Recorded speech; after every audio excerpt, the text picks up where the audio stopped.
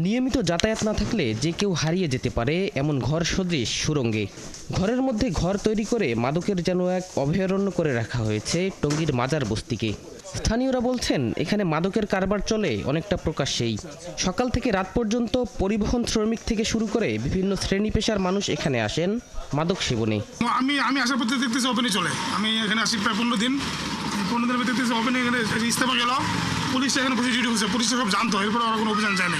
এর আগে বিজিবি আসছে, র্যাবের রেড পড়ছে, ধইরা নেয়, আবার কয়দিন পরে বন্ধ থাকে, আবার শুরু হয়। শনিবার যৌথ বাহিনী অতর্কিত অভিযানে এসে নিজেরাও ভিমড়ি খেয়ে যায়। বিভিন্ন ঘরে অভিযান চালিয়ে উদ্ধার করা হয় দেশীয় অস্ত্রসহ বিপুল পরিমাণ মাদকদ্রব্য। আটক করা হয় প্রায় অর্ধশত মাদকাসক্ত ব্যক্তিসহ মাদক কারবারিকে।